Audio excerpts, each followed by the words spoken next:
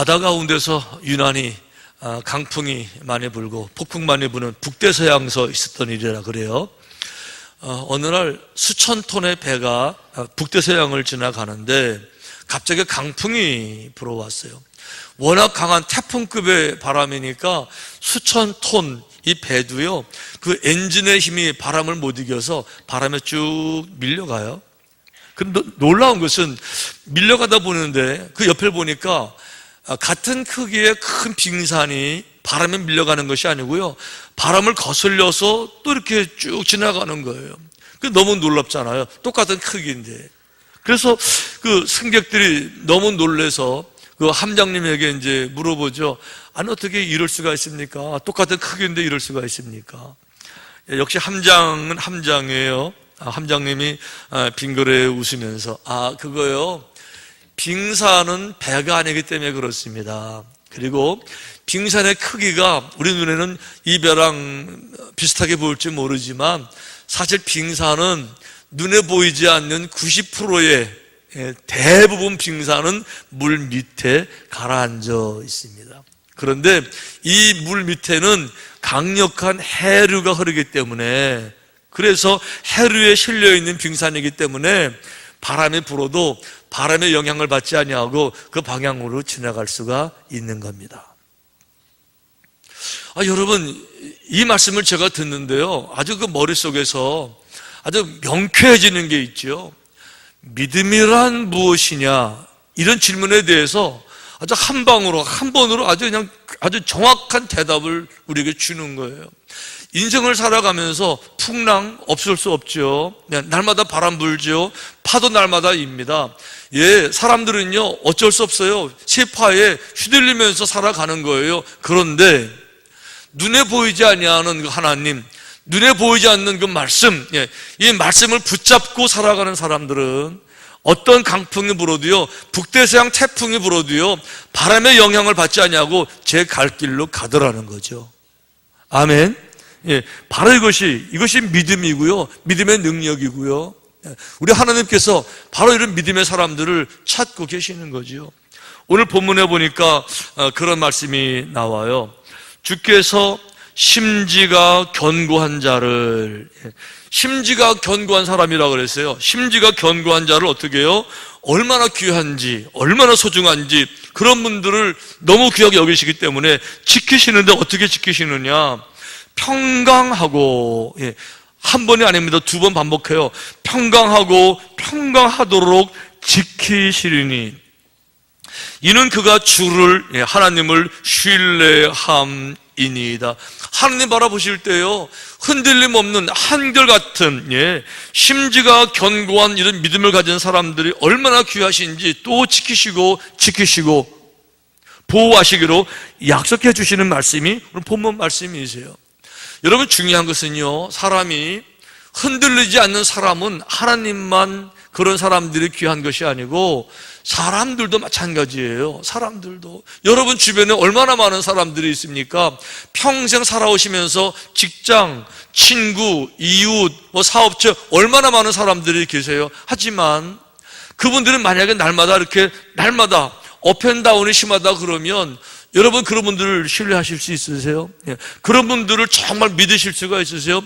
정말 그런 분들을 좋아할 수가 있으세요? 어떻게 될지 모르는데, 여러분, 사람들도요, 한결 같은 사람을 좋아하는 거예요. 아멘?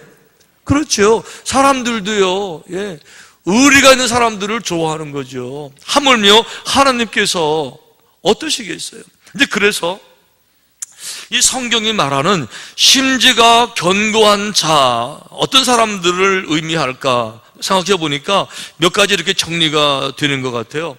첫째는 하나님의 말씀을 철저히 신뢰하는 사람들, 나를 신뢰하는 게 아니에요. 성경에 보니까 주를 신뢰한대요. 나를 신뢰하는 것이 아니고 정말 그 말씀을 철저하게 신뢰하는 사람들, 이런 사람들이 그 마음에, 믿음의 심지가 견고한 사람들인 줄로 믿습니다.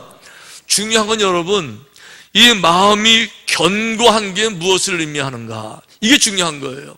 다른 말로 말씀드리면 이 마음이 견고하다라는 말하고요, 비슷한 말 한 가지가 있는데 고집이 세다 라는 말은 너무도 비슷해요. 마음이 견고하다라는 말하고 고집이 세다라는 말은요, 겉으로 보여지는 양상은 너무 똑같아요. 예를 들면 그런 거예요. 마음이 견고하니까 생각을 안 바꿔요. 마음이 견고하니까 흔들리지 않아요. 고집도 똑같아요. 고집이 센 사람은요, 생각을 안 바꿔요. 고집이 센 사람은요, 행동을 안 바꾸죠. 변함이 없죠. 한결같죠. 그런데 마음이 견고하다라고 하는 것과 그 믿음의 마음이 견고하다라고 하는 것과 고집이 세다라고 하는 것은요, 근본적으로 전혀 다른 거예요. 시작도 다른 것이고 결과도 다른 거예요. 고집이 세다라는 말은 이걸 말하는 거예요. 고집이 세다, 이거는요, 내가 나를 믿는다 그런 거예요.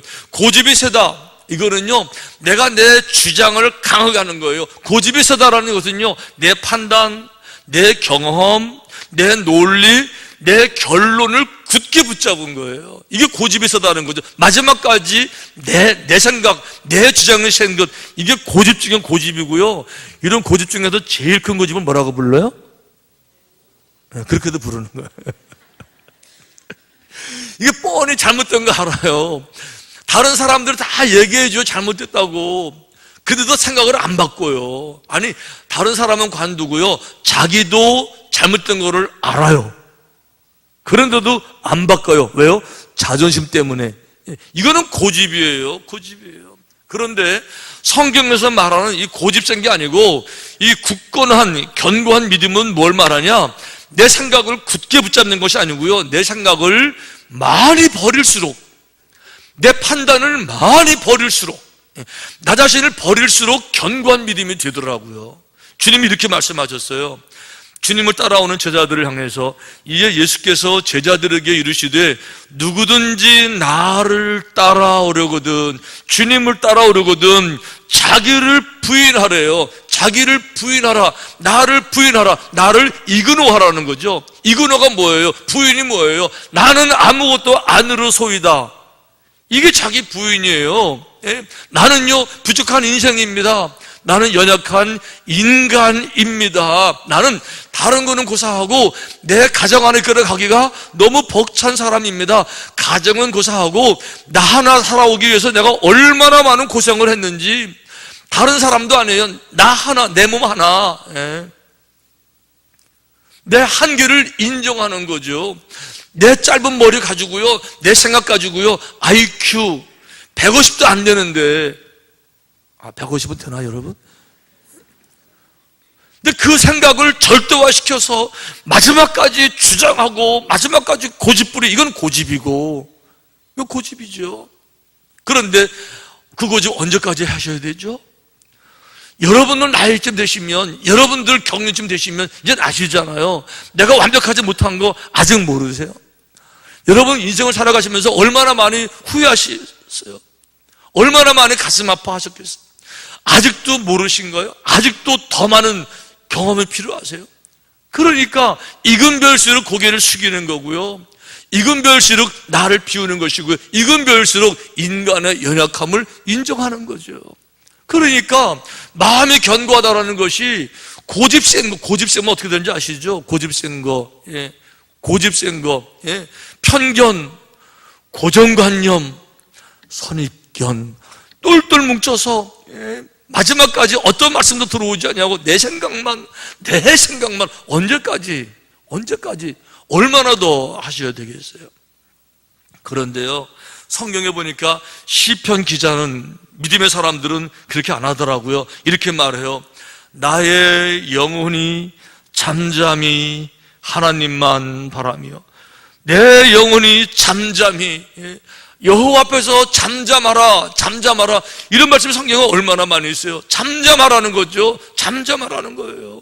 내 생각, 내 판단 아니요, 잠잠하라. 왜요? 내 연약함을 아니까, 내 어리석음을 아니까, 수많은 실패를 통해서, 수많은 눈물을 통해서 이미 경험적으로 알고 있잖아요. 그렇다 그러면 이제 내 생각을 버릴 때 아직 안 됐나요?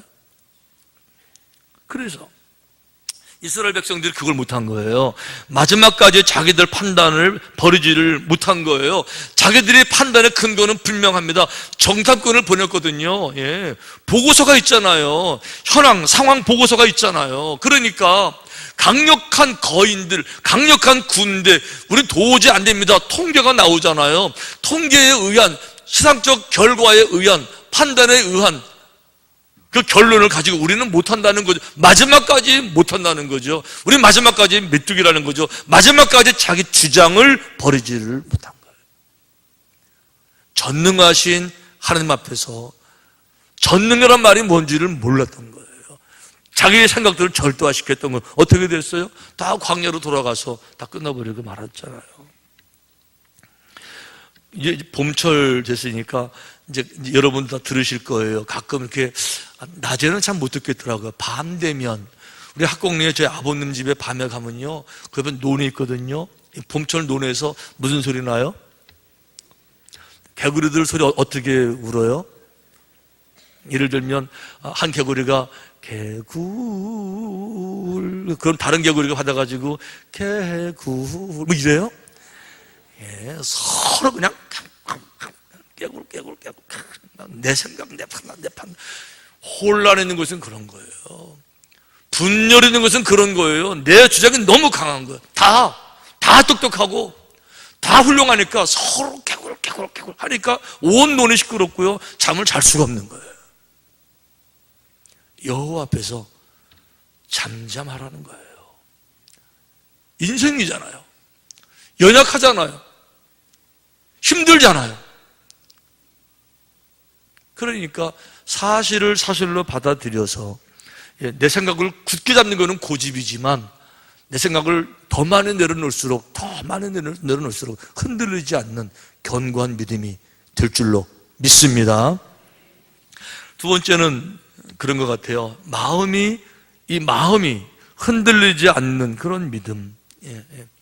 나를 비우지만 나를 비운 것으로 끝나는 게 아니에요. 비운 그 마음에 하나님의 말씀을 채우니까 그 말씀이 내 삶에 가득 차 있으니까 이 마음이 흔들리지를 않는 겁니다. 인생을 살아가면서 좋은 날만 있어요. 슬픈 날 오잖아요. 걱정되고 근심의 날 왜 없어요? 근심의 날에 그동안 믿음 생활 안 한 것처럼 한 방에 다 쏟아가지고 절망하고 탄식하고 낙심하지 않는다는 거죠. 절망의 날이든지 바람이 불든지 간에 언제든지 한결같이 평화로 지키시리라. 이런 믿음이 정말 있거든요. 진짜 있어요. 여러분, 지난주 소개해드린 그 강영호 박사님 얘기를 좀 더 하고 싶어요. 중학교 2학년 때 아버지 사업 망하시고 돌아가시고 자기 축구하다가 두 눈 다 이제 실명하잖아요. 어머님이 볼 때 남편 죽고 아들 실명되고 얼마나 충격이에요. 어머니도 놀라서 죽잖아요. 누나 하나 있는 거, 누나가 소녀 가장에 대해서 나가 일하다가 과로로 죽잖아요. 완벽한 절망이죠. 중학교 2학년 때 다 일어나는 거예요. 근데 이 완전한 절망 속에서 강영우 학생이 정말 하나님을 진짜 만납니다. 어차피 절망인데요, 어차피 절벽인데요, 진짜 만나요. 놀라운 거는요, 하나님이 그 학생에게 지혜를 주고 능력을 주고 긍정적 마인드를 주면서 새로운 길을 열어 가시는데요, 강영호 박사한테 따라오는 별명, 한국 최초 소경 대학생, 한국 최초 소경 유학생, 한국 최초 소경 박사, 한국 최초 소경 교수. 이제는 소경이 아니에요. 한국인 최초 미국 대통령 보좌관. 미국 이민 100년 역사에 한국인으로 가장 높은 공직에 이분이 올라가는 거예요. 여러분 잘 아시는 그 가이드 포스트 아시죠? 가이드 포스트의 창설자가 노만 빈센트 필이라는 박사님이죠. 적극적 사고방식 책 유명한 분이죠. 노만 빈센트. 이분이 강영호 박사에 대해서 이렇게 얘기를 해요. 벼랑 끝에서 세계적 인물이 된 강영호 박사를 알게 되면 하나님의 존재를 부인할 사람이 아무도 없을 것이다. 완전한 절망 속에서 최고의 인물로 올라간 이분을 인간적으로 알게 되면 어느 누구도 하나님을 부인할 수 없을 것이다. 이렇게 얘기를 해요. 그런데 여러분, 이분에게 좋은 일만 있었겠어요? 어차피 소경이었는데 얼마나 많은 낙심, 낙관, 절망이 있었겠습니까? 한 번은 그 아들들 이제 둘 낳았는데, 제가 강영호 박사님 생각하면 참 가슴이 안쓰러운 게 있어요. 그 아들들 얼마나 보고 싶었을까? 근데 마지막까지 아들들 얼굴 모르고 못 보고 돌아가셨어요. 소경이니까. 아들은 낳지만 아들들을 낳는데 얼굴을 볼 수 없는 아버지 심정 이해가 되세요? 얼마나 마음이 아파요?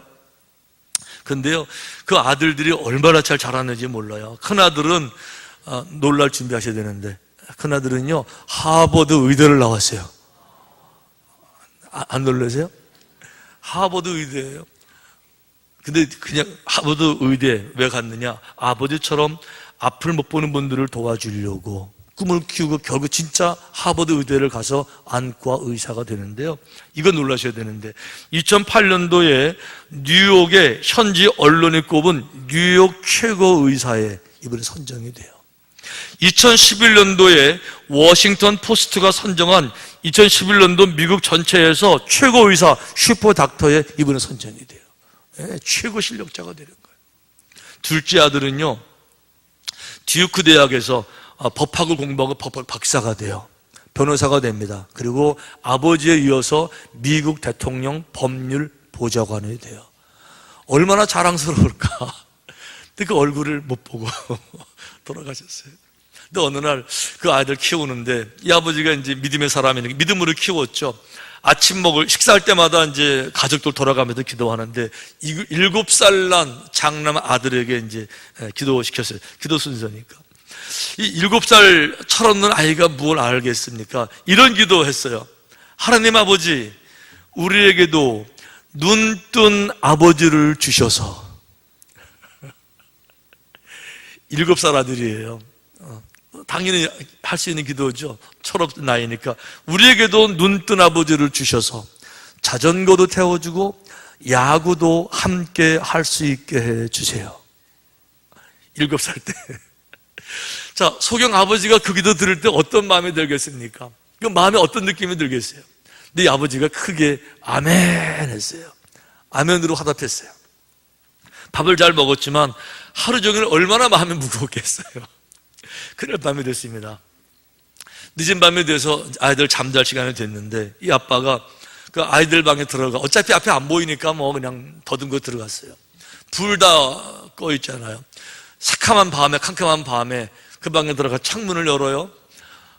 캄캄한 밤이니까 이제 아주 캄캄한데 별들만 보이죠. 아무것도 안 보이는 그런 상황에서 두 아이들 양쪽에 이렇게 앉고, 아빠가 앞을 보지 못해서 너희들에게 진짜 미안해. 그리고 같이 놀아주지 못해서 아빠가 진짜 미안해. 그런데 하나님께서 다른 사람들에게 주시지 아니한 특별한 능력을 아빠한테 주신 게 있지? 그 아이들이 아빠 뭐예요? 아빠는 이렇게 캄캄해도 아빠는 책을 읽을 수 있어.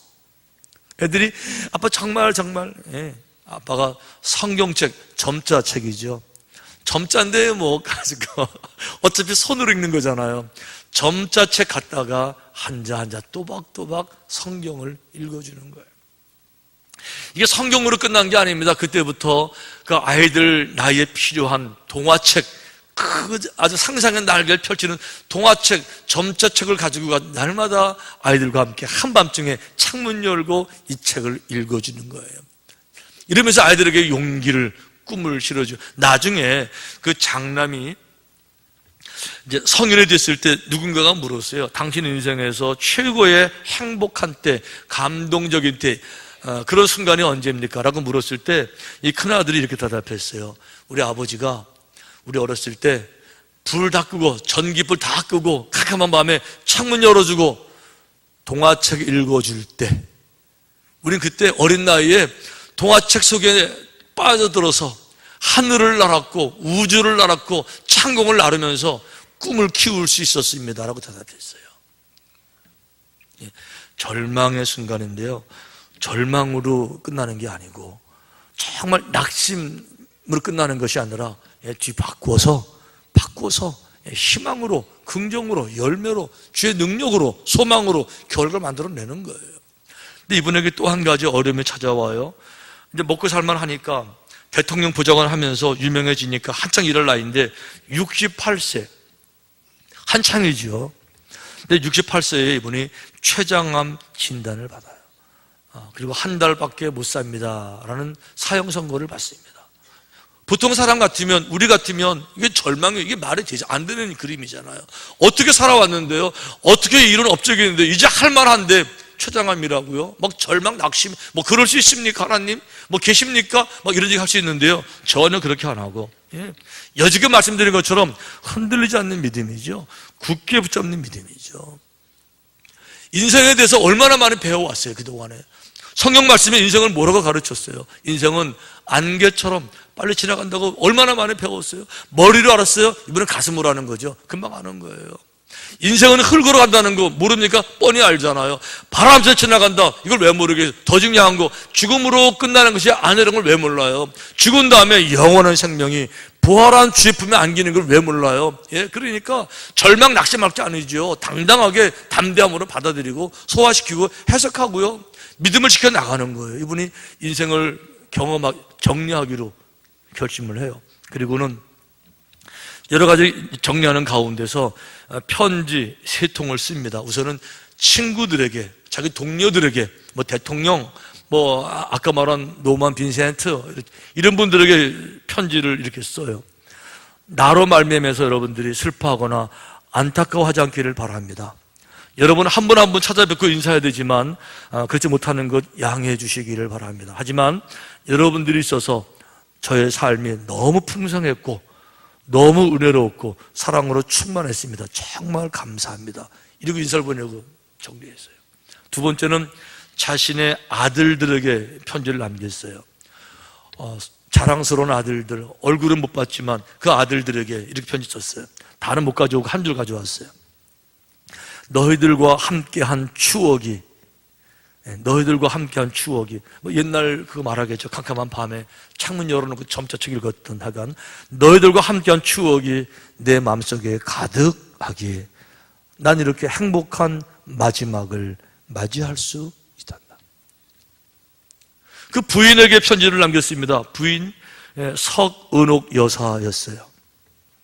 그 부인 얼마나 감사할까. 소경된 자기에게 결혼하기로 결심한 여성이에요. 제가 이분 이대인 줄 알았더니 나중에 보니까 숙대더라고요. 숙대 나오신 분이셨어요. 그 아내에게 이런 편지 썼는데요, 제가 읽어보니까 이거는 손으로 쓴 편지가 아니더라고요. 이거는 눈물로 쓰고요, 가슴으로 쓴 편지더라고요. 이렇게 되어 있어요. 아직도 봄날 반짝이는 햇살보다, 봄날의 햇살 얼마나 반짝여요? 그 햇살보다도 눈부시게 빛나고 있는 당신. 이 서그령 여사는 강영호 박사한테는 천사였어요. 봄날 햇살보다도 눈부시게 더 빛나는 당신. 난 가슴 한가득 품고, 당신은 내 가슴에 한가득 품고 떠납니다. 사랑합니다. 사랑합니다. 사랑합니다. 그리고 고마웠습니다. 절망 가운데 이런 편지가 나올 수 있어요. 극단적 상황에서 이런 글, 이 평강이 나올 수 있습니까? 나올 수 있다는 거죠. 믿음의 세계에 충분히 가능하다는 거죠. 얼마든지 가능하다는 거죠. 샘플로 보여주는 거예요. 이분만 그렇게 했어요. 우리 집에는 얼마나 많아요. 믿음은 그런 거예요. 믿음의 능력은 그런 겁니다. 어떤 상황이 돼도 흔들리는 게 아니고요, 한결같은 평강이 그 마음과 영혼을 지켜나가는 거죠. 아멘. 믿음의 권능이죠. 세 번째는 그런 것 같아요. 작은 믿음에서 이 굳건한 믿음으로, 믿음의 거목으로 이렇게 자라나는 것 같아요. 처음부터 이렇게 견고한 믿음이 될 수는 없어요. 당연하죠. 처음부터 위대한 믿음이 될 수는 없습니다. 당연하죠. 훈련, 실패, 좌절, 치명적 고통, 상처, 인간의 한계, 절망, 눈물, 이런 모든 걸 다 경험하는 가운데 그 속에서 주님을 만난 사람들이 결국 이런 위대한 믿음의 길을 걷게 될 줄로 믿습니다. 어떤 사람이, 그 훌륭한 사람이 많이 배출됐다는 소문을 듣고 그 마을을 찾아갔어요. 비결이 뭘까? 한 노인을 만나서 물어봅니다. 이 동네에서는 훌륭한 사람들이 많이 태어났다면서요. 근데 노인이 빙그레요. 웃으면서 그런 얘기해요. 그거 사실 아니고요. 우리 교회에서는 훌륭한 사람이 태어난 적은 한 번도 없습니다. 우리 동네에서는요, 갓난아기만 태어났습니다. 예, 이해가 오시죠? 예, 갓난아기. 훌륭한 사람은 태어나는 게 아니에요. 만들어지는 겁니다. 성숙하는 겁니다. 자라나는 겁니다. 물을 먹고 걸음을 먹고 꼴을 먹고 지식을 먹으면서 자라나는 겁니다. 말씀을 들으면서 자라나는 겁니다. 견고하다라고 하는 것은 고집이 강한 걸 말하는 게 아니에요. 황소고집을 말하는 게 아니에요. 고집은요, 고집의 근거가 자기 생각이에요. 마지막까지 자기 판단이에요. 얼마나 더 인생에서 쓴맛을 보면, 쓴 눈물을 흘리게 되면 내 자신이 아무것도 아니라는 걸 알게 될까요? 얼마나 더 필요하죠? 얼마나 더 많은 눈물이 필요하죠? 얼마나 더 큰 한숨이 필요하죠? 얼마나 더 많은 절망이 필요하죠?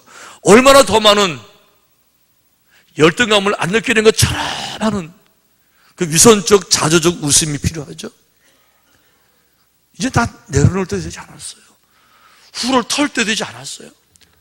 근데 연약한 게 인정하고 힘든 거 인정하고 하나님, 저는 아무것도 아닙니다. 얼마나 더 많은 시간들이 있어야 되는 거예요. 어쩔 수 없이 사람들은 흔들립니다. 이거는 흔들려야 정상일 수도 있어요. 그러면서 자라가는 거죠. 성숙한 믿음으로. 그런 분 중에 한 분이 계시는데, 찬송가를 지은 분 가운데서 여러분 찬송가 370장 한번 펴보세요. 370장. 우리 한국 사람들이 많이 부르는 찬송 중에 하나, 주 안에 있는 나에게 딴 근심이 있으랴. 얼마나 많이 불렀어요? 얼마나 많이 위로가 됩니까?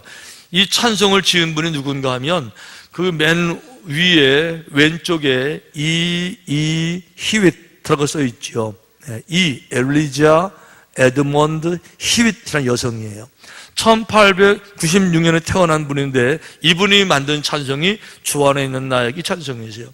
이분이 필라델피아 출신입니다. 공부 잘했고요. 그 지역에서 그 대학을 1등 수석으로 졸업했습니다. 믿음이 좋은 분이었었어요. 교사했습니다. 모든 사람이 포기하는 청소년, 비행 청소년을 붙잡고 바로 잡아보겠다고, 세워보겠다고 큰 노력을 다 기울였는데요. 비행 청소년이 그 앙가품을, 앙심을, 분노를 이 선생님에게 다 쏟아부었습니다. 벽돌을 들어서 사정없이 막 악한 아이니까 막 내리쳤어요. 이 선생님이요, 척추를 다쳐가지고 척추 깨지고 불구가 돼서 병상에 누웠어요. 결혼도 하기 전인데 천혜의 몸으로 대수변 받아내는 신사가 됐어요. 얼마나 고통스럽겠어요. 이렇게 몇 년 지나는 가운데 성격도 변하고요, 막 괴팍스럽고 공격적이고 막 증오, 그 학생 생각하면요 막 정말 증오, 너무 막 강팍한 이런 상황이었는데 어느 날도요 병상에 누워서 짜증을 내고 있는데 청소하는 청소부예요. 청소부가 뭐가 행복하겠어요? 병원 청소 얼마나 더러운 게 많아요. 고름 얼마나 많아요. 병원 청소부가 노래를 부르며 청소하는 거예요. 이거 눈에 거슬렸어요. 그래서 이제 그 홧김에 조사하면서 물어본 거예요. 당신은 청소부 주제에 뭐가 기쁘다고 노래하면서 일합니까? 근데 청소부가 이런 얘기를 했어요. 나에게 닥친 어려운 형편과 처지를 찬송으로 바꿀 수 있는 힘을 주님께서 주셨으니까 내가 찬송을 부를 수 있는 겁니다. 내 모든 어려운 형편을 주님이 다 알고 계시니까 십자가 앞에서 다 내가 내려놓아서 내가 찬송을 부를 수가 있는 겁니다. 주님 안에 있는데 내가 뭐 걱정이 있겠습니까? 내가 찬송이 이렇게 나오는 겁니다. 이 말을 듣는데요 너무 충격을 받았어요.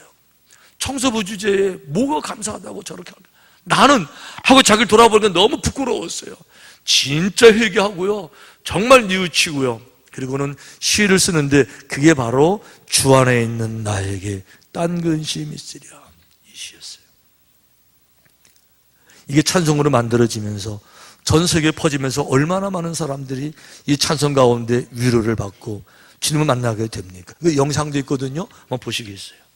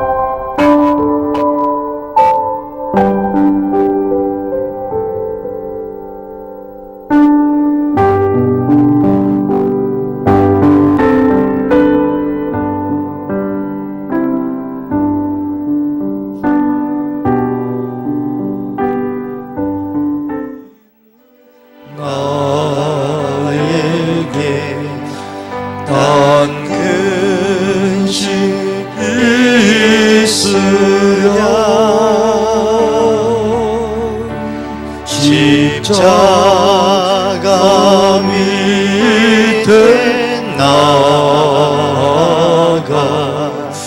내 짐을 풀어 주님을 찬송하면서 주님을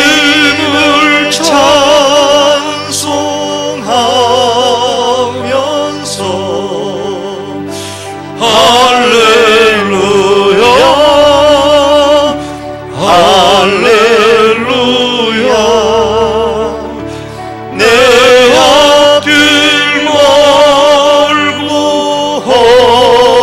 험해도 나 주님만 따라 그 두려움이 변하여 내 기도 되었고 그 두려움이 변하여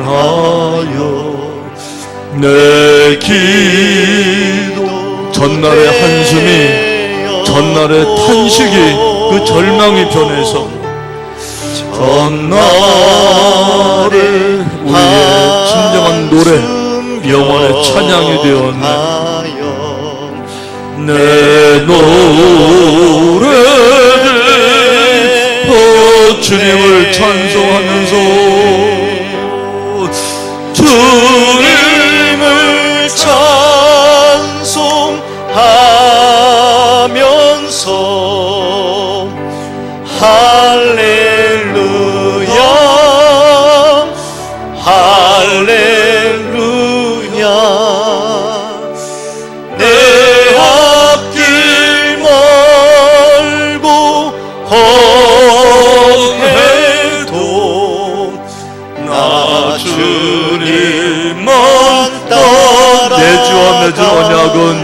영불변하시니 내 주와 맺은 영불변 영원한 생명 영원한 진리 영불변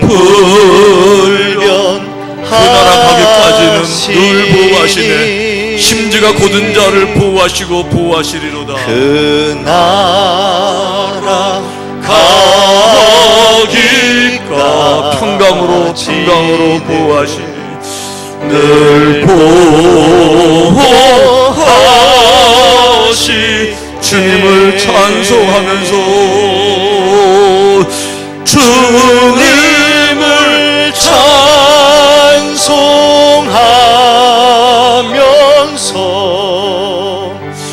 할렐루야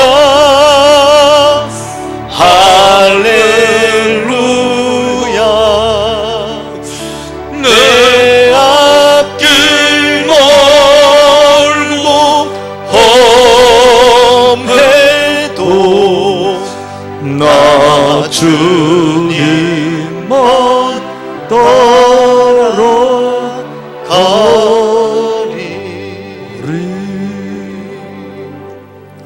함께 기도하십시다. 아버지 하나님, 북대서양 바다뿐만 아니고 우리 인생에는 늘 바람이 붑니다.